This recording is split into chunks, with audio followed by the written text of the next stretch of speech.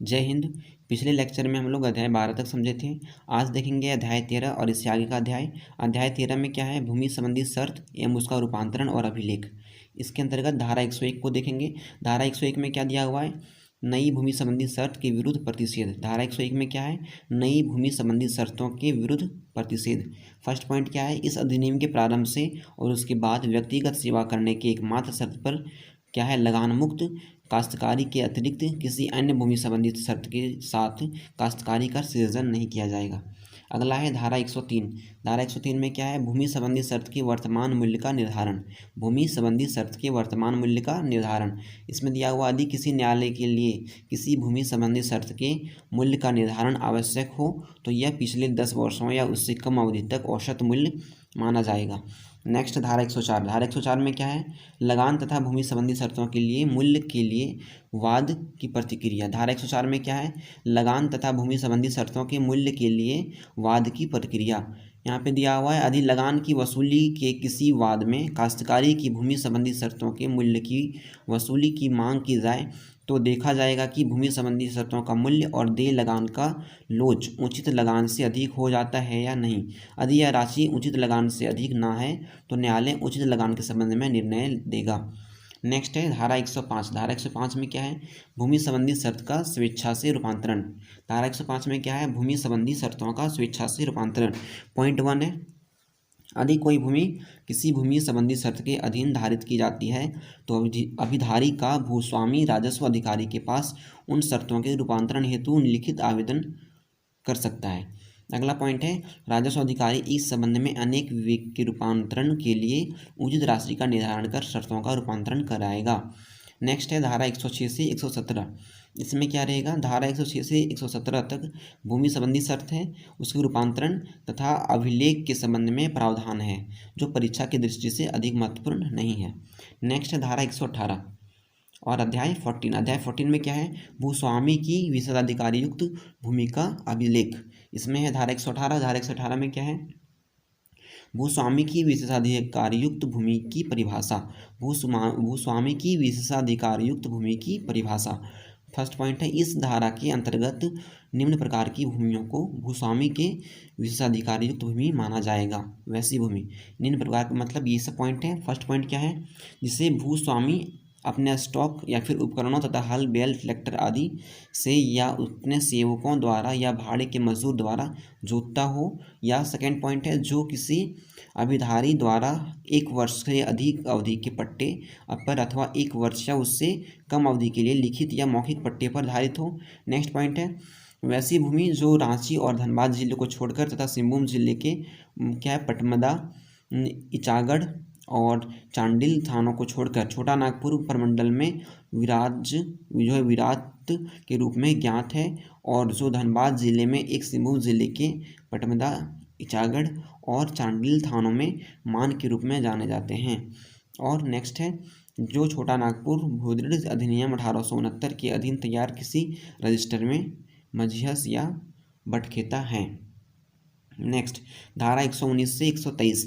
धारा 119 से 123 भूस्वामी के विशेषाधिकार युक्त भूमि के सर्वेक्षण का अभिलेख है और इससे संबंधित प्रावधान है। नेक्स्ट है धारा 124। 124 में क्या है, कुछ भूमि को भूस्वामी के विशेषाधिकार युक्त भूमि के रूप में अभिलिखित नहीं किया जाना। यहाँ पे फर्स्ट पॉइंट है, जहाँ किसी गांव में कोई भूमि छोटा नागपुर भूदृति और अधिनियम 1869 के अधीन तैयार रजिस्टर में क्या है, मझिहस तथा बटखेता के रूप में दर्ज हो, उस गांव की अन्य भूमि को भूस्वामी की विशेषाधिकार भूमि के रूप में अभिलिखित नहीं किया जाएगा। नेक्स्ट है अध्याय 15। अध्याय 15 में क्या है, अधिकार अभिलेख तथा खुटकट्टी अधिकार वाले रैयत, ग्राम मुखिया तथा अधिधारियों के अन्य वर्गों की बाध्यताएं। यहाँ पे देखेंगे धारा 127। धारा 127 में क्या है प्रावधान, यहाँ पे राज्य सरकार के आदेश से राजस्व अधिकारी द्वारा किसी स्थानीय क्षेत्र में कुटकट्टी अधिकार प्राप्त रैयत, ग्राम मुखिया, अभिधारियों के किसी वर्ग के अधिकारों का बाध्यताओं का एक अभिलेख तैयार किया जाएगा। ये है किसमें, धारा 127 में। नेक्स्ट धारा 130।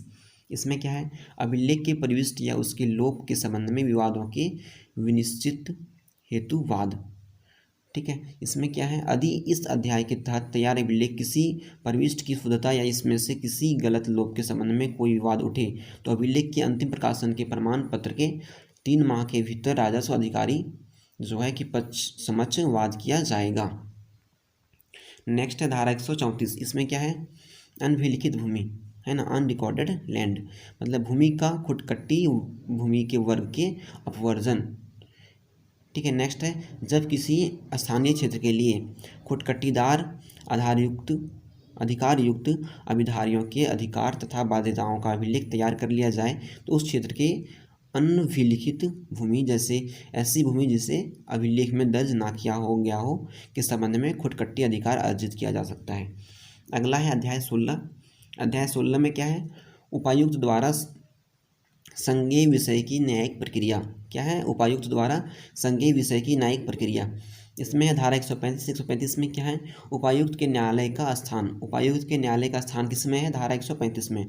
इस अधिनियम के अधीन वादों तथा आवेदनों की सुनवाई हेतु उपायुक्त अपने अधिकार की स्थानीय सीमाओं के भीतर किसी भी स्थान या न्यायालय लगा सकता है तथा प्रत्येक सुनवाई और निश्चित यह फैसला खुले आम न्यायालय में होगा।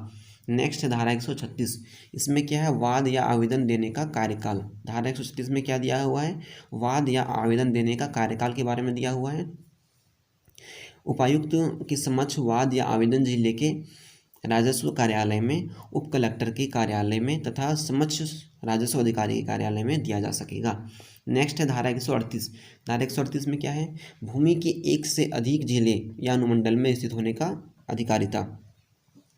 धारा 138 में क्या है, भूमि के एक से अधिक जिले या अनुमंडल में स्थित होने पर अधिरिक्ता है ना, अधिकारिता।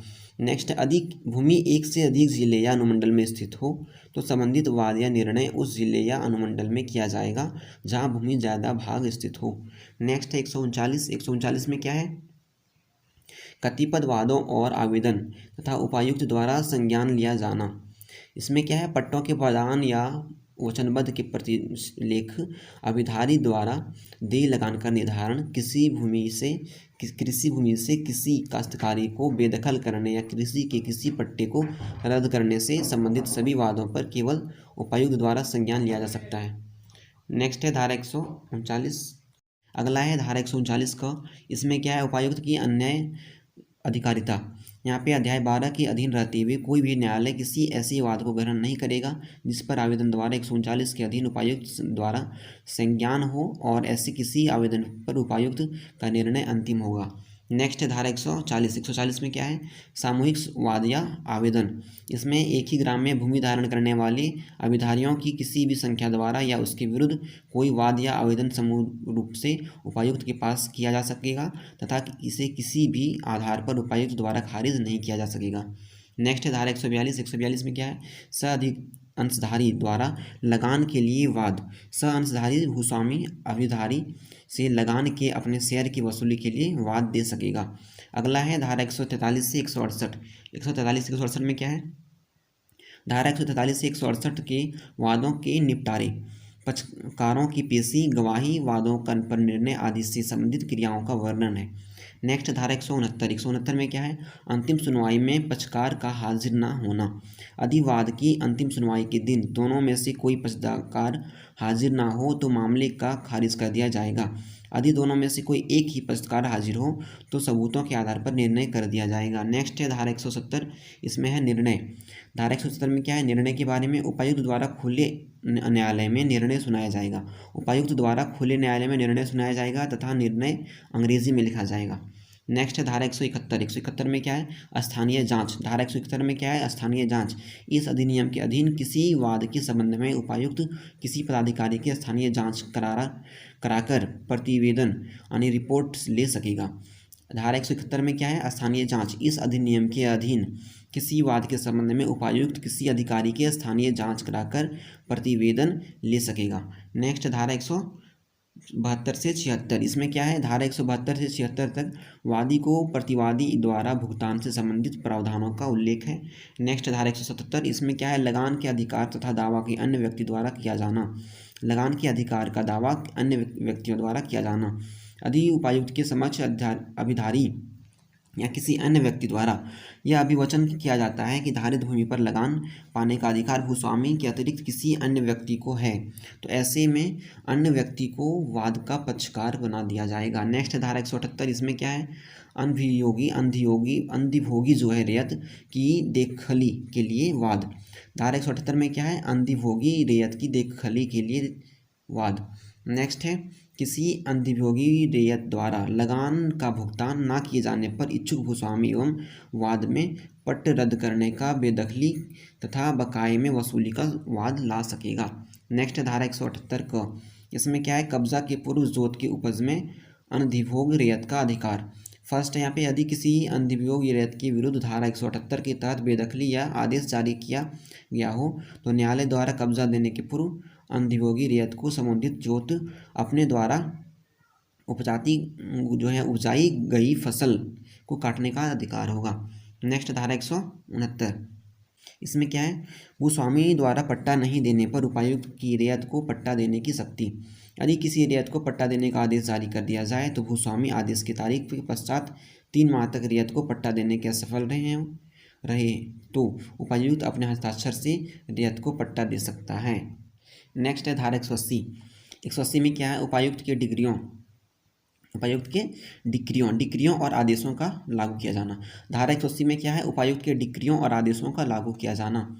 उपायुक्त द्वारा पारित डिक्री का या आदेश के निष्पादन के लिए कोई भी आवेदक जो है ओदेश या फिर आदेश की तारीख, ओदेश लिख दिया यहाँ पे, आदेश की तारीख से 3 वर्ष के भीतर ही लिया जा सकेगा।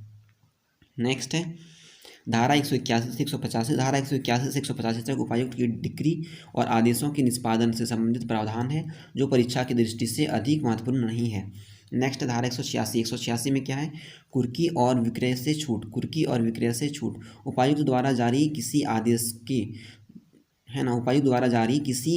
के या को लागू करने में निम्नलिखित को कुर्की तथा विक्रय से छूट प्राप्त होगी।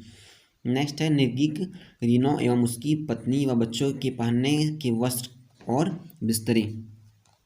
ख में निर्गित ऋणी के आजीविका के लिए आवश्यक कृषि कर्म के औजार व उपकरण, उसके मवेशी का बीज। ग में है, कृषक के घर की सामग्री का भवन। फिर नेक्स्ट है लेखा बही। फिर नेक्स्ट है, श्रमिकों तथा घरेलू सेवकों की मजदूरी। और च में है, भावी भरण पोषण का अधिकार।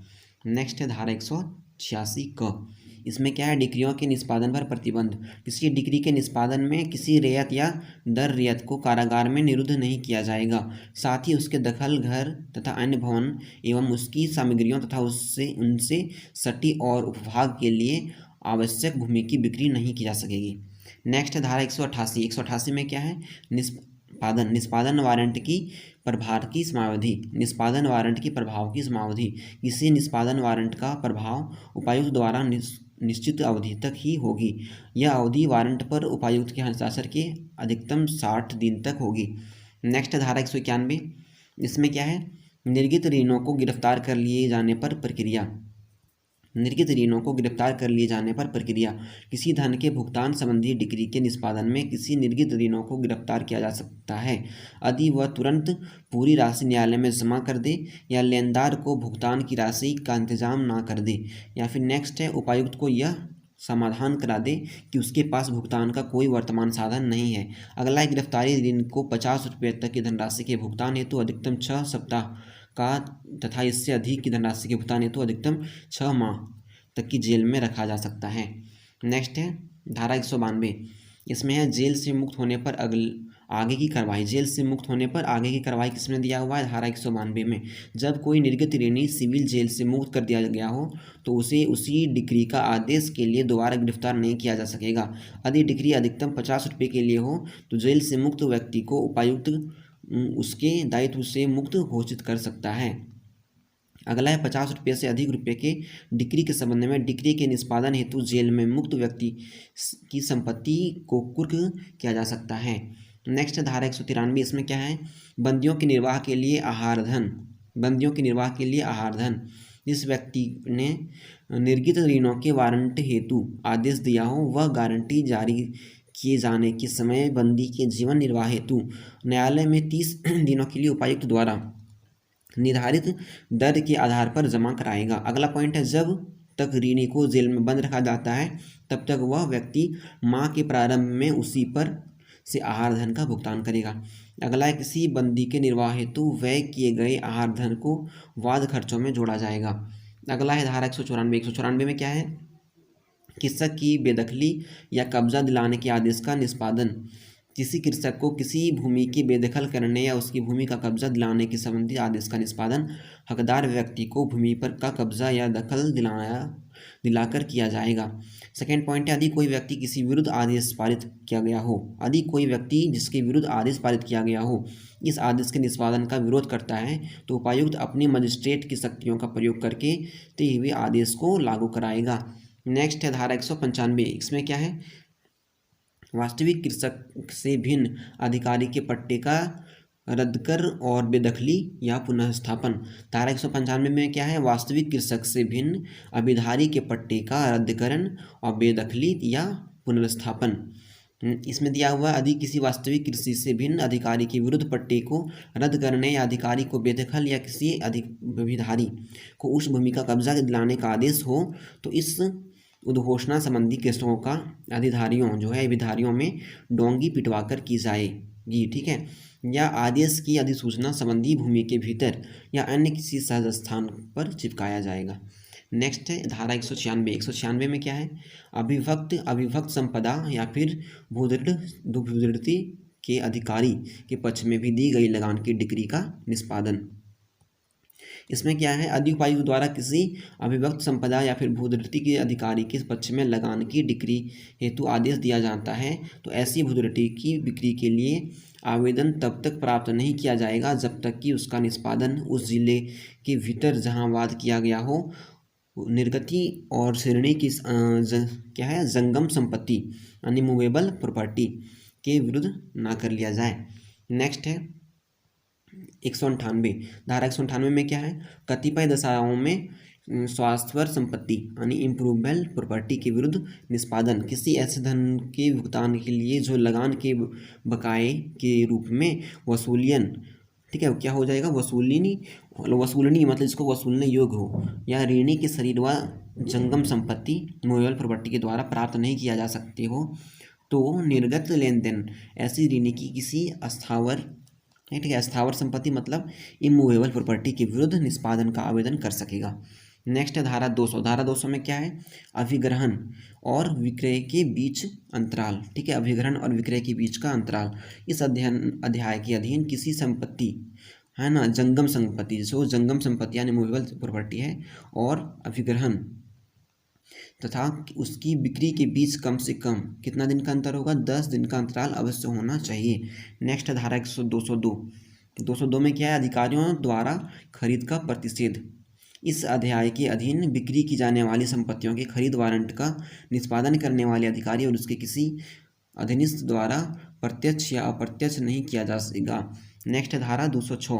206 में क्या है, अभिगृहित संपत्ति में अन्य व्यक्ति द्वारा हित या वादा किया जाना। यदि किसी अभिगृहित किए जाने वाली जंगम संपत्ति में कोई अन्य व्यक्ति हित या दावे करे तो उपायुक्त इस संबंध में जांच करेगा तथा संपत्ति का विक्रय रोक देगा। यदि उसे ऐसा करने का क्या है, पर्याप्त कारण दिखाई पड़े तो ऐसा करेगा। नेक्स्ट है, यदि दावेदार निष्पादन की जाने वाली संपत्ति पर अपना अधिकार सिद्ध करने में असफल रहे तो उपायुक्त दावेदार को कार्यवाही पर खर्च वहन करने का आदेश देगा। नेक्स्ट है धारा 208। 208 में क्या है, लगान के बकाये की डिग्री के निष्पादन में भूदृति का जोत की बिक्री। जब किसी जोत के बकाये लगान हेतु उपायुक्त द्वारा कोई डिक्री पारित किया जाए तो डिक्रीदार इसी जोत की डिक्री बिक्री हेतु आवेदन कर सकेगा और इसे बेची जा सकेगी। नेक्स्ट है, इस बिक्री की प्रक्रिया में जब किसी आदिवासी या अनुसूचित जाति के रैयत की जोत बिक्री की जाए तो ऐसी भूमि की बिक्री सबसे ऊंची बोली जाएगी बोली लगाने वाले ऐसे व्यक्ति को बेची जाएगी जो आदिवासी या अनुसूचित जनजाति का सदस्य हो। ठीक है, क्या हो, आदिवासी या फिर अनुसूचित जाति का सदस्य हो उसी को ये दिया जा सकता है। नेक्स्ट है, आदिवासी या अनुसूचित जाति से भिन्न किसी अन्य व्यक्ति को तब तक जोत की बिक्री नहीं दी जा सकेगी जब तक कि बोली लगाने वाले आदिवासी या अनुसूचित जाति के सदस्य ने उद्घोषणा में उत्पत्ति राशि उल्लिखित राशि से कम की बोली ना लगाई हो। नेक्स्ट है धारा 210। धारा 210 में है जोत के लगान के बकाये हेतु अन्य संपत्ति का विक्रय।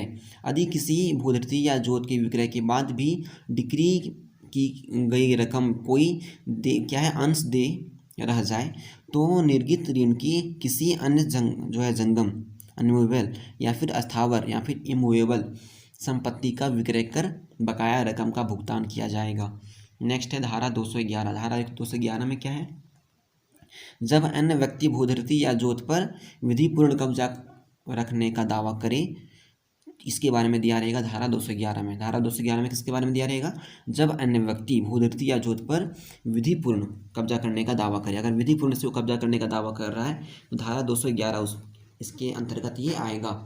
नेक्स्ट है यदि, इसमें दिया हुआ यदि भूधृति या जोत की बिक्री के नियत दिन के पूर्व कोई व्यक्ति उपायुक्त के समक्ष यह दावा करे कि डिक्री की प्राप्ति के समय उस व्यक्ति का जोत पर विधिपूर्ण कब्जा था, तो उपायुक्त ऐसी पक्षकार का परीक्षण करेगा। यदि ऐसा पक्षकार डिक्री की रकम न्यायालय में जमा कर दे या उपायुक्त बिक्री रोक देगा, ठीक है, और साक्ष्य लेने के बाद दावे का न्याय निर्णय करेगा। नेक्स्ट है 212। धारा 212 में क्या है, ऋणी की राशि तथा क्रेता को दिए जाने वाले प्रतिकार की राशि जमा कर देने पर अस्थावर संपत्ति के विक्रय को अपास्त करने का आवेदन। यदि किसी डिक्री के निष्पादन में किसी अस्थावर संपत्ति का विक्रय कर दिया गया हो तो ऐसा व्यक्ति को विक्रय के ठीक पहले ऐसी संपत्ति का पर स्वामित्व रखता हो या विक्रय के पूर्व विधिपूर्वक अर्जित हक के अधीन उसमें दावा करता हो तो विक्रय तारीख के 90 दिन के भीतर उपायुक्त के न्यायालय में उक्त विक्रय को अपास्त करने हेतु आवेदन दे सकेगा। नेक्स्ट धारा 213। धारा 213 में क्या है, अनियमितता या फिर कपट के आधार पर अस्थावर संपत्ति के विक्रय को अपास्त करने हेतु आवेदन। यदि किसी क्या है डिक्री के निष्पादन में किसी संपत्ति या विक्रय पर दिया गया हो तो विक्रय के तुरंत पूर्व ऐसी संपत्ति पर स्वामित्व रखने वाला व्यक्ति विक्रय की तारीख से 30 दिन के भीतर उपायुक्त के पास अपने प्रकाश का संचालन में अनियमितता या कपट और आधार पर विक्रय को अपास्त करने हेतु आवेदन दे सकेगा। नेक्स्ट धारा 215। धारा 215 में क्या है, उपायुक्त के आदेश के विरुद्ध अपील। धारा 139 के अधीन उपायुक्त द्वारा विचारित वादे में से 100 रुपये तक के वादग्रस्त राशि हेतु उपायुक्त का आदेश अंतिम होगा। और सेकेंड पॉइंट है, 100 रुपये से अधिक तथा 5,000 रुपये से कम रकम वादे में उपायुक्त के आदेश के विरुद्ध अपील न्यायिक और आयुक्त के पास की जा सकेगी। और तथा साथ क्या होगा, 5,000 से अधिक की वादग्रस्त राशि से संबंधित निर्णय के विरुद्ध उच्च न्यायालय में अपील की जा सकेगी। नेक्स्ट है धारा 217। धारा 217 में क्या है, बोर्ड या आयुक्त द्वारा पुनरीक्षण को छोड़कर और अपीलों का वर्जन।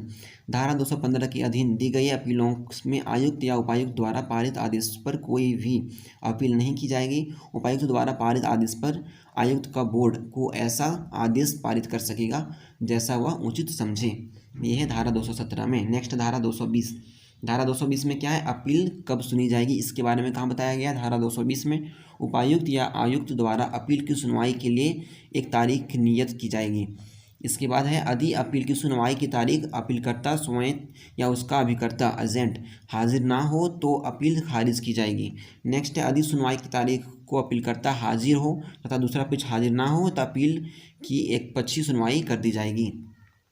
नेक्स्ट धारा 221। धारा 221 में क्या है, इसमें है अपील का पुनर्ग्रहण। अपील का पुनर्ग्रहण यहाँ पे यदि अपील खारिज किए जाने के 30 दिन के भीतर अपील लाभार्थी यह साबित कर दे कि अपील की सुनवाई के समय वह किसी पर्याप्त कारण से जाहिर नहीं हो पाया तथा वह उपायुक्त या आयुक्त अपील की पुनः सुनवाई कर सकेगा।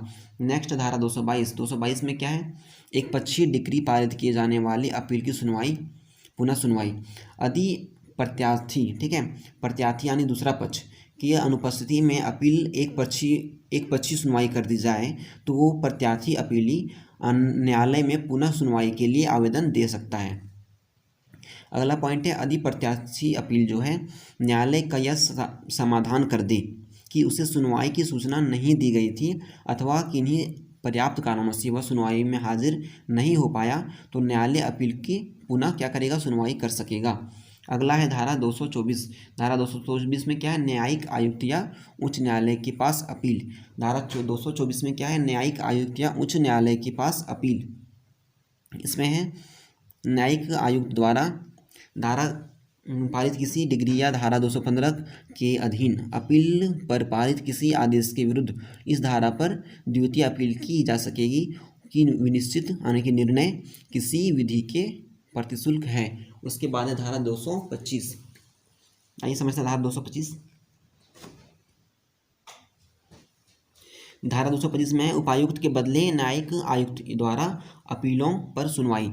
धारा 225 में क्या है, न्यायिक आयुक्त द्वारा अपीलों पर सुनवाई। जहां कुछ अपील उपायुक्त तथा कुछ अपील न्यायिक आयुक्त के पक्ष रखी गई हो तो न्यायिक आयुक्त पक्षकारों में भी किसी के आवेदन करने पर उपायुक्त के न्यायालय में लंबित अपील को अपने न्यायालय में अंतरित कर सकेगा। ठीक है।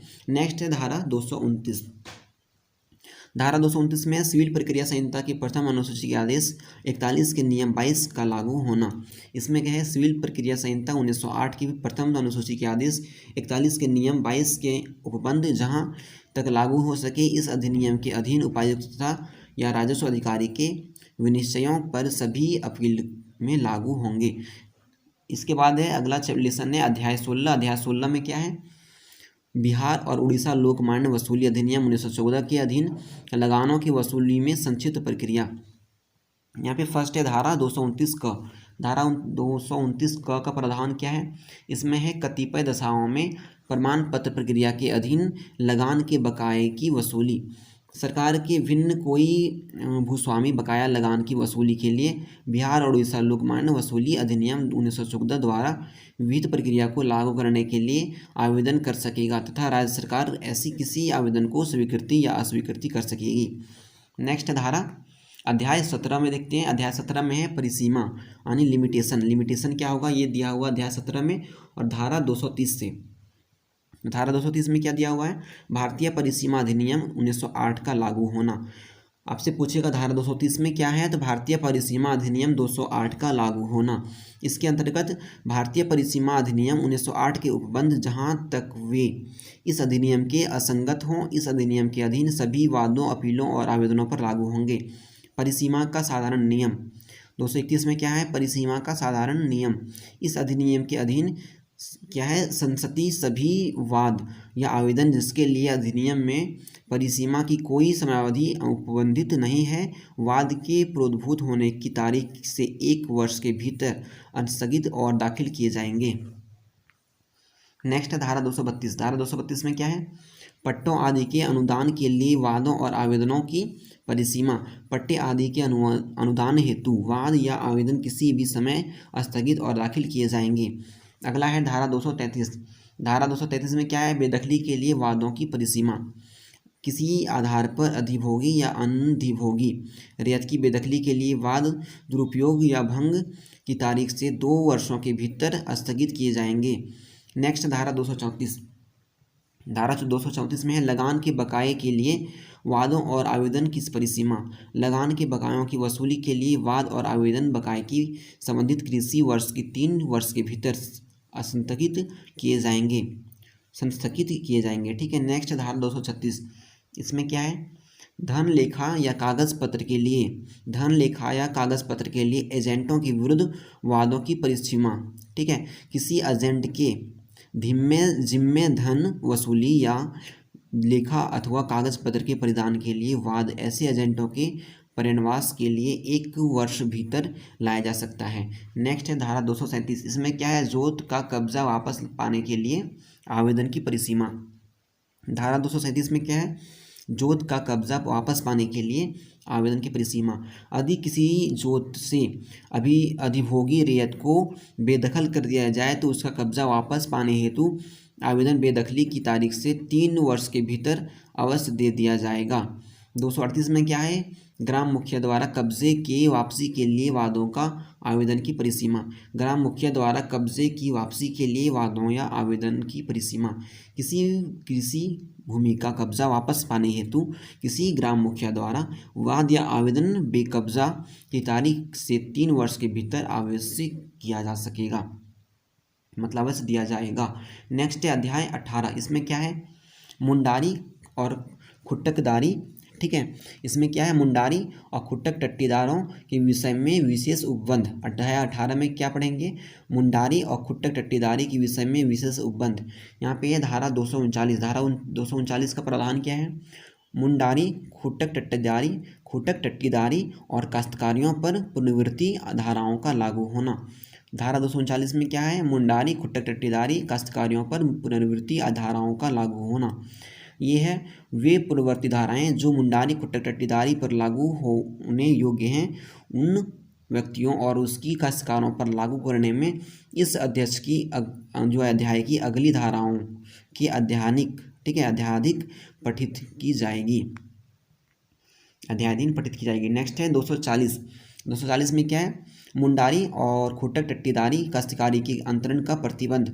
कोई मुंडारी या खुट्टक टट्टीदारी अभिकृति या उसका भाग न्यायालय के डिक्री या आदेश के निष्पादन में विक्रय द्वारा हस्तांतरित नहीं होगा, परंतु छोटा नागपुर काश्तकारी अधिनियम 1903 के प्रारंभ के पूर्व रजिस्ट्रीकृत किसी बंधक यानी फिर भोग बंधक से भिन्न के अधीन देय ऋण के समाधान में किसी काश्तकारी का उसके भाग के विक्रय के लिए किसी न्यायालय द्वारा डिक्री का आदेश किया जा गया हो तो विक्रय उपायुक्त की पूर्व मंजूरी से किया जा सकेगा। अगला पॉइंट है, यदि उपायुक्त ऐसी किसी अधिकृत या उसे भाग के विक्रय को मंजूरी देने से इनकार कर दे तो वह उस भूमि को क्या करेगा, कुर्क कर लेगा तथा ऋण के समापन के लिए उचित इंतजाम करेगा। नेक्स्ट है, मुंडारी, खुट्टक टट्टीदारी अभिधित या उसके किसी भाग या कोई बंधक जो 7 वर्षों से अधिक ना हो विधिमान्य नहीं होगा। प्रति भूमि के मुनकर्री पट्टे जो मुंडारी या मुंडारियों के किसी समुदाय के को भूमि के उपायुक्त भागों पर खेती करने हेतु दिए गए हों या किसी जो है मुंडारी खेतिहर को रैयत के रूप में खेती करने हेतु दिया गया हो, इसके सिवाय मुंडारी, खुट्टक टट्टीदारी अभिकृतियों या उसके किसी भाग पर कोई पट्टा विधिमान्य नहीं होगा। नेक्स्ट है स्पष्टीकरण। इसमें क्या है, प्रतिभूमि का तात्पर्य। प्रतिभूमि का तात्पर्य ऐसी भूमि से है जो पहले जोत में थी फिर भी किसी समय पट्टा दिया गया, उस समय ना तो जोत में थी और ना ही खेती के लिए पट्टेदार के अधिभोग में थी। अगला पॉइंट है, यदि कोई अभिधृति मुंडारी, खुट्टक टट्टीदारों को समुदाय द्वारा धारित हो तो अभिधृति का कोई क्या है, भुगतबंध, बंधक या फिर मुनकर्री पट्टा तब विधिमान्य नहीं होगा जब तक कि यह सभी मुंडारी, खुट्टक टट्टीदारों की सहमति से ना किया जाए। अगला पॉइंट है, किसी मुंडारी, खुट्टक टट्टीदारी अभिधृति या उसके किसी भाग का पूर्ववर्ती उपधाराओं में बंधित किया अन्यथा किया जाए किसी करार द्वारा कोई अंतरण विद्यमान नहीं होगा। अगला पॉइंट है, पूर्ववत उन धाराओं के किसी बात की से किसी विक्रय पर, ठीक है, पूर्ववत उपधाराओं की किसी बात से किसी विक्रय पर उपधारा 1 के परंतुक में यथाघोषित के सिवाय छोटा नागपुर काश्तकारी संशोधन अधिनियम 1903 के प्रारंभ के पूर्व किए गए किसी विक्रय या बंधक पट्टे पर प्रभाव नहीं पड़ेगा। अगला है 241। 241 में क्या है, अतिपय परियोजना के लिए अंतरण। धारा 246 में अंतर्विष्ट किसी बात के होने पर भी कोई मुंडारी, खुट्टक टट्टीदारी अपने भूस्वामी की सहमति के बिना काश्तकारी का संपदा की भलाई हेतु निम्न प्रयोजन के अंतरण कर सकेगा, किसी खैराती, धार्मिक या शैक्षणिक प्रयोजनों से अथवा विनिर्माण या सिंचाई के प्रयोजनों से अथवा किसी प्रयोजन के लिए प्रयुक्त भूमि तक पहुँचने के लिए। अगला पॉइंट है, इस प्रकार के अंतरण हेतु क्या सहमति देने से पूर्व,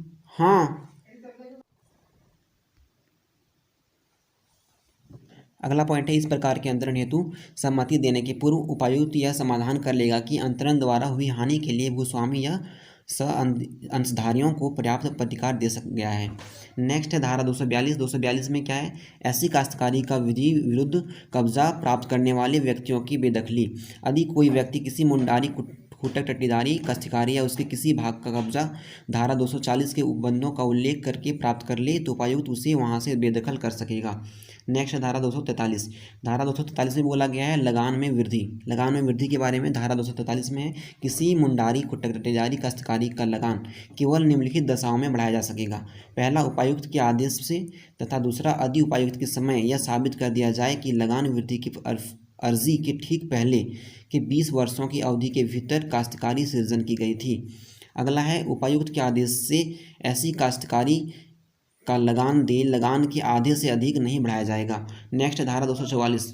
धारा 244 में है प्रमाण पत्र पत्रिका प्रक्रिया के अधीन लगान के बकाये की वसूली। इसमें है अधिकार अभिलेख तैयार होने के बाद यदि किसी मुंडारी या खुट्टक टट्टीदारी काश्तकारों का लगान बकाया हो तो ऐसी बकाये की वसूली के लिए किसी न्यायालय में वाद नहीं चल सकती, परंतु भूस्वामी लिखित रूप से उपायुक्त के पास यह आवेदन कर सकेगा कि 12.50% यानी 12.5% की दर से वे साधारण ब्याज के साथ उसकी वसूली करने वाला प्रमाण पत्र हस्तांतरित किया जाए। नेक्स्ट है धारा 245। इसमें है स्वस्थ की प्रश्न का सिविल न्यायालय में निर्देश। 245 में क्या है? स्वस्थ के प्रश्न, ठीक है, स्वस्थ के प्रश्न का सिविल न्यायालय में निर्देश। स्वत्व के प्रश्न का सिविल न्यायालय में निर्देश। इसमें है अधिधारा 246 के अधीन किसी कार्यवाही में कोई स्वत्व या प्रश्न उठाया जाए तो उपायुक्त की राय में इसका अवधारणा सिविल न्यायालय में अधिक उचित ढंग से किया जा सकता हो तो उपायुक्त ऐसे प्रश्न को अवधारणा के लिए जिले के प्रधान सिविल न्यायालय में निर्दिष्ट कर देगा। अगला है धारा 246। इसमें क्या है? अधिकार अभिलेख के अभाव में लगान बकाये की वसूली वाद द्वारा किया जाना। धारा 246 में क्या है? अधिकार अभिलेख के अभाव में लगान बकाये की वसूली वाद द्वारा किया जाना। यदि किसी मुंडारी या फिर खुट्टक टट्टीदारी काश्तकारी के बकाये लगान के संबंध में अधिकार अभिलेख तैयार नहीं किया गया हो तो भूस्वामी बकाये की वसूली हेतु वाद दे सकेगा। अगला पॉइंट है ऐसे किसी वाद में दी गई डिक्री या आदेश का परिवर्तन केवल प्रतिवादी की जंगम संपत्ति की कुर्की या बिक्री द्वारा या अन्य ऋणी को कुर्की व वसूली द्वारा प्रतिवादी के शरीर के विरुद्ध निष्पादन द्वारा किया जा सकेगा। अगला है धारा 247। इसमें क्या है? धारा 244 या धारा 246 के अधीन कार्यवाहियों का संयोजन। यदि कोई मुंडारी खुट्टक टट्टीदारी काश्तकारी और खुट टट्टीदारों के समूह द्वारा संयुक्त रूप से धाराओं और धारा 244 के अधीन प्रमाण पत्र दिए जाने पर अथवा धारा 246 के अधीन वाद चलाए जाने पर इस आधार पर आपत्ति की जाए कि सभी खुट्टक टट्टीदारों की कार्यवाही का पक्षकार नहीं बनाया गया है तो आपत्ति नहीं मानी जाएगी। ठीक है। नेक्स्ट धारा 248। धारा 248 में पढ़ना है सरकार को दे धन या भूस्वामी को दे लगान की वसूली। धारा 248 में क्या है? सरकार को दे धन या भूस्वामी के दे लगान की वसूली। पहला पॉइंट है जहां किसी मुंडारी खुट्टक टट्टीदारों के विरुद्ध सरकार को दे किसी धन अथवा किसी भूस्वामी को दे लगाने के लिए बिहार उड़ीसा रोक मांग वसूली अधिनियम 1914 के अधीन डिक्री या प्रमाण पत्र दिया जाए वहां उपायुक्त उसके द्वारा दखल की हुई ऐसी भूमि की कुर्की कर सकेगा। अगला है धारा 249। धारा 249 में क्या है? अंशधारी काश्तकारों से अंशदान की वसूली।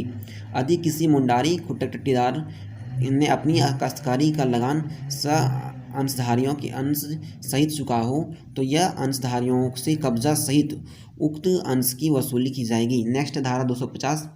धारा 250 में है अधिकार अभिलेख में मुंडारी खुट्टक टट्टीदारी और काश्तकारियों की प्रविष्टि। सभी मुंडारी और खुट्टक टट्टीदारी काश्तकारियों की प्रविष्टि अध्याय 12 के अधीन तैयार अभिलेख में इस प्रकार वर्णित रहेगी। नेक्स्ट है धारा 87 के अधीन वादों का वर्जन। धारा 87 के अधीन वादों का वर्जन। अधिकार अभिलेख में मुंडारी खुट्टक टट्टीदारी और काश्तकारी के संबंध में किसी प्रविष्टि के संबंध में कोई वाद निश्चय के लिए धारा 87 के अधीन ग्रहण नहीं किया जाएगा। धारा 252। इसमें है अधिकार अभिलेख में प्रविष्ट या लुप्त विधेयक विवादों का विनिश्चयन। इस अधिनियम के अधीन अधिकार अभिलेख के अंतिम प्रकाशन की तारीख से 3 माह के भीतर मुंडारी खुट्टक टट्टीदारी काश्तकारी के किसी प्रविष्ट किसी लुप्ति से संबंधित कोई वाद निर्णय हेतु राजस्व प्राधिकारी के समक्ष लाया जा सकेगा। नेक्स्ट धारा 253। इसमें क्या है? विनिश्चय की विरुद्ध अपील। धारा 252 के अधीन राजस्व प्राधिकारी के निश्चय निर्णय की अपील विहित रीति से विहित प्राधिकारी के पास हो सकेगी। नेक्स्ट धारा 254। इसमें क्या है? विधिकारी या फिर अभिलेख में विनिश्चयों की प्रविष्टि। जब धारा 252 के अधीन लाई गई वाद का अंतिम रूप से विनिश्चय हो जाए तब उसे राजस्व प्राधिकारी द्वारा अंतिम रूप से प्रकाशित अभिलेख का में शामिल किया जाएगा। नेक्स्ट धारा 255, इसमें क्या है, अधिकार अभिलेख तैयार करने में बाद के निर्णय आदि को साक्ष्य के रूप में ग्रहण नहीं किया जाना। नेक्स्ट इसमें है बंगाल काश्तकारी अधिनियम 1885 के अधीन किसी स्थानीय क्षेत्र संपदा भूधरती या उसके किसी भाग से संबंधित आदेश निकाला जाए तो अधिकारी अभिलेख की तैयारी में लगे राजस्व अधिकारी द्वारा इस दावे के बारे में की गई किसी जांच में साक्ष्य के रूप में नहीं लिया जाएगा कि उक्त क्षेत्र संपदा या फिर भूधरती या भाग मुंडारी खुट्टकटतीदारी है या नहीं। नेक्स्ट है धारा 257। धारा 257 में है संयुक्त भूस्वामी। संयुक्त भूस्वामी के बारे में जानते हैं। जब दो या दो से अधिक भूस्वामी हो तो भूस्वामी से अपेक्षित सभी कार्य उन सभी व्यक्तियों के द्वारा या प्राधिकृत अभिकर्ताओं के द्वारा किया जाएगा। नेक्स्ट धारा 258 में क्या है, अतिपय दशाओं में वादों का वर्जन। इस अधिनियम में स्पष्ट रूप से उपबंधों धाराओं के सिवाय धारा 20, 32, 35, 42, 46, 49, 50, 54, 61, 63, 65, 73, 74 क व 75, 85, 86, 87, 89, 91 या अध्याय 13, अध्याय 14, 15, 16 और 18 के अधीन किसी वाद में उपायुक्त या किसी राजस्व अधिकारी के आदेश के परिवर्तन या आपस्त करने के लिए कोई वाद ग्रहण नहीं किया जाएगा। नेक्स्ट है धारा 263। इसमें साक्ष्यों या दस्तावेजों का पेश किया जाना। इस अधिनियम के अधीन किसी उपायुक्त या राजस्व अधिकारी को सम्मान करने एवं साक्ष्यों को हाजिर करने की वह शक्ति प्राप्त है जो सिविल प्रक्रिया संहिता 1908 के तहत न्यायालय को है। नेक्स्ट है धारा 264। इसमें है अधिनियम के उद्देश्य की पूर्ति के लिए नियम बनाने की शक्ति। धारा 264 में क्या है, अधिनियम के उद्देश्य की पूर्ति के लिए नियम बनाने की शक्ति। इसमें राज्य सरकार इस अधिनियम के उद्देश्य पूर्ति के लिए विभिन्न नियम बना सकती है। आपसे पूछेगा कि विभिन्न नियम बनाने की शक्ति किस धारा में है, 264। नेक्स्ट है धारा 263। इसमें सिविल प्रक्रिया संहिता की प्रक्रिया लागू करने के संबंध में नियम बनाने की शक्ति। राज्य सरकार इस अधिनियम के अधीन उन बातों के संबंध में जिसके लिए उसके द्वारा कोई प्रक्रिया उपबंधित नहीं की गई है उपायुक्त की प्रक्रिया विनियमित करने के लिए नियम बना सकेगी। नेक्स्ट है धारा 268। इसमें क्या है, देय की धन वसूली। लगान की वादों में अधिनिर्णित चर्चे और ब्याज लगान के बकाये की भांति वसूल किए जाएंगे। धारा 268 में क्या है, देय धन की वसूली यानी कि लगान के वादों में अधिनिर्णित खर्चे और ब्याज लगान के बकाये की भांति वसूल की जाएंगी। नेक्स्ट है धारा 269। इसमें क्या है, एक राजस्व अधिकारी के अन्य राजस्व अधिकारी के पास वादों का अंतरण। कोई राजस्व अधिकारी इस अधिनियम के अधीन लंबित किसी वाद आवेदक या कार्यवाही में कोई अधिनियम में अधीन कार्य करने वाले किसी अन्य प्राधिकृत राजस्व अधिकारी की संचिता में किसी भी समय अंतरित कर सकेगा। अगला है धारा 270। इसमें उपायुक्तों और उप कलेक्टरों पर नियंत्रण। इस अधिनियम के तहत अपने कर्तव्यों का पालन करने वाले उपायुक्त आयुक्त तथा बोर्ड के निर्देश और नियंत्रण के अधीन रहेंगे तथा उपायुक्त के कृत्यों का निर्वहन करने वाले उप कलेक्टर भी उपायुक्त के निर्देश और नियंत्रण के अधीन रहेंगे। नेक्स्ट धारा 271। इसमें विशेष अधिनियमितियों की व्यावृत्ति। इस अधिनियम की कोई बात किसी विधि द्वारा परिभाषित बंदोबस्त पदाधिकारियों की शक्तियों एवं कर्तव्यों को प्रभावित नहीं करेगी। नेक्स्ट है अन्य महत्वपूर्ण तथ्य। यहाँ पे 11 नवंबर 1908 को छोटा नागपुर काश्तकारी अधिनियम को लागू कर दिया गया था। आपसे पूछेगा छोटा नागपुर काश्तकारी अधिनियम कब लागू किया, तो 11 नवंबर 1908 को। इस अधिनियम को भारतीय परिषद अधिनियम 1992 की धारा 5 के अधीन गवर्नर जनरल की मंजूरी से अधिनियमित किया गया। नेक्स्ट है छोटा नागपुर काश्तकारी अधिनियम ढाका। एक अंग्रेज जॉन एच हॉफमैन ने तैयार किया था। आपसे पूछेगा छोटा काश्तकारी अधिनियम खाका, जो छोटा काश्तकारी अधिनियम है इसका खाका कौन किया था तैयार, तो एक अंग्रेज किया था, उसका नाम क्या था, जॉन एच हॉफमैन। अगला पॉइंट है, इसे सबसे पहले कलकत्ता गजट में प्रकाशित किया गया। इसको सबसे पहले किसमें प्रकाशित किया गया, कलकत्ता गजट में, एक पत्रिका निकलता था। इसके बाद है यह अधिनियम कुल 19 अध्यायों से विभाजित है।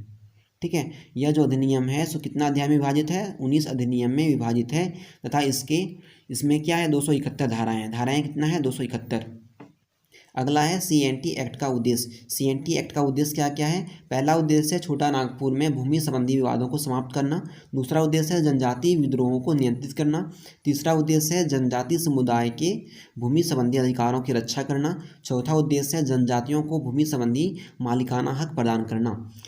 आइए देखते हैं अगला कुछ पॉइंट्स। यहाँ पे भारतीय संविधान की 66वें संशोधन जो है, भारतीय संविधान के 66वें संशोधन कब हुआ था? 1990 में, के द्वारा छोटा नागपुर काश्तकारी अधिनियम की कुल धाराओं को भारतीय संविधान की नवीं अनुसूची में शामिल किया गया है, जिसके परिणाम स्वरूप न्यायपालिका इसमें हस्तक्षेप नहीं कर सकती है तथा संसद को ही इसमें संशोधन करने का अधिकार है। नेक्स्ट है, इस अधिनियम की धारा 49 के तहत जनजातीय भूमि का हस्तांतरण या विक्रय, उद्योग, खनन एवं कृषि कार्य हेतु गैर जनजाति को किया जा सकता है। इस सेकेंड पॉइंट इसमें क्या था? इस अधिनियम की धारा 49 के तहत जनजातीय भूमि का हस्तांतरण या विक्रय, उद्योग या खनन और कृषि कार्य हेतु गैर जनजाति को किया जा सकता है। नेक्स्ट है, झारखंड सरकार द्वारा वर्ष 2016 में इस अधिनियम की धारा 49 में संशोधन प्रस्तावित है। इसके आलोक में, ठीक है, जिसके आलोक में अब उद्योग और खनन कार्यों के अतिरिक्त आधारभूत संरचना, रेल परियोजना, कॉलेज, ट्रांसमिशन लाइन आदि कार्य के लिए भी सरकार जमीन ले सकेगी। साथ ही सरकार अब विकास हेतु निगम कंपनियों के लिए भी जमीन का अधिग्रहण कर सकेगी। नेक्स्ट है अगला क्या है? इस अधिनियम की धारा 71 क के अनुसार किसी जनजातीय भूमि का किसी गैर जनजाति को अंतरण किए जाने पर उसे वापस दिलाने का प्रावधान किया गया है। इस धारा के तहत क्षतिपूर्ति के द्वारा किसी जनजाति जमीन को गैर जनजाति को अंतरित किया जा सकता है, परंतु झारखंड सरकार द्वारा वर्ष 2016 में प्रस्तावित संशोधन के द्वारा अब क्षतिपूर्ति के आधार पर ऐसा नहीं किया जा सकेगा। धारा की जमीन वापसी के मुकदमे RSAR कोर्ट में दायर होगी। नेक्स्ट है, अगला पॉइंट है 169 में क्या है? 169 में अवैध भूमि हस्तांतरण की रोकथाम व वैधीकरण हेतु बिहार अनुसूचित क्षेत्र अधिनियम पारित किया गया। इसके तहत एक विशेष कोर्ट की स्थापना की गई तथा आदिवासी जमीन के हस्तांतरण एवं विक्रय के संबंध में उपायुक्त की विशेष शक्तियां प्रदान की गई। इस प्रावधान के तहत उपायुक्त की अनुमति के बिना एक आदिवासी द्वारा दूसरे आदिवासी भूमि का हस्तांतरण या विक्रय नहीं किया जा सकता है। अगला पॉइंट है, 1947 में इस कानून में अहम संशोधन किया गया ताकि नगरीकरण और औद्योगिकरण तथा विकास परियोजनाओं की स्थापना की जा सके। अगला पॉइंट है, वर्ष 2005 में भारत सरकार द्वारा एक राष्ट्रीय सलाहकार परिषद का गठन किया गया। इसमें सरकार को सिफारिश की किसी भी परियोजना, खनन, विद्युत या अन्य की स्थापना हेतु अधिसूचित क्षेत्रों में आदिवासी लोगों का विस्थापन न हो। अगला है सन 1894, इसमें क्या है? सार्वजनिक हित के आधार पर भूमि का अधिग्रहण करने हेतु भूमि अधिग्रहण अधिनियम पारित किया गया। इस कानून में सन 2013 में महत्वपूर्ण संशोधन किया गया तथा इस नामकरण भूमि अधिग्रहण पुनर्वास एवं पुनर्स्थापन अधिनियम 2013 कर दिया गया। इस अधिनियम में रक्षा व रक्षा उत्पादन, ग्रामीण अवसंरचना विकास, ऊर्जा, आवास, फिर औद्योगिक गलियारा तथा सार्वजनिक निजी भागीदारियों के तहत विकास परियोजनाओं हेतु भूमि अधिग्रहण हेतु 70 से 80% भूस्वामियों की सहमति का प्रावधान किया गया। अगला पॉइंट है, भूमि अधिग्रहण पुनर्वास और पुनर्स्थापन अधिनियम 2013 के तहत ऐसे व्यक्ति को भूमि का स्वामी माना गया है जिसका नाम भूस्वामी के रूप में दर्ज हो। वह व्यक्ति जिनसे वन अधिकार अधिनियम 2006 के तहत वन अधिकार प्राप्त हो तथा वह व्यक्ति जिसे पट्टा जारी करने का अधिकार प्राप्त हो। अगला पॉइंट है, सन 1982 तथा 1986 में छोटा नागपुर काश्तकारी अधिनियम 1908 तथा धारा 7, 8 और 76 की वैधानिक को सर्वोच्च न्यायालय में इस आधार पर चुनौती दी गई कि इस धाराओं के अंतर्गत महिलाओं की समानता के अधिकार का जीवन के अधिकार का अतिक्रमण हो रहा है। या चुनौती का आधार पर दी गई छोटा नागपुर काश्तकारी अधिनियम 1908 के अंतर्गत एक कन्या कुट्टीदार को पृथक संपत्ति का उत्तराधिकारी के अधिकार से वंचित किया गया है, जो संविधान द्वारा प्रदत्त मौलिक अधिकार का उल्लंघन करता है। अगला पॉइंट है, छोटा नागपुर काश्तकारी अधिनियम 1908 में अभी तक 26 संशोधन किया जा चुका है। आपसे पूछेगा छोटा नागपुर काश्तकारी अधिनियम में कितना संशोधन हुआ है, तो इसमें 26 संशोधन हो चुका है। इसमें अंतिम संशोधन 1995 में किया गया था। छोटा नागपुर काश्तकारी अधिनियम 1908 झारखंड में उत्तरी छोटा नागपुर, दक्षिणी छोटा नागपुर तथा पलामू प्रमंडल में प्रभावी है। अगला पॉइंट है, छोटा नागपुर काश्तकारी अधिनियम द्वारा ठेठ बेवारी यानी बंधुआ मजदूरी पर प्रतिबंध लगाया गया तथा लगान की दर कम की गई। इस प्रकार हमारा धाराओं से संबंधित क्वेश्चन जो है समाप्त हुआ। अगला चैप्टर 24 हम नेक्स्ट क्लास में देखेंगे। Thank you.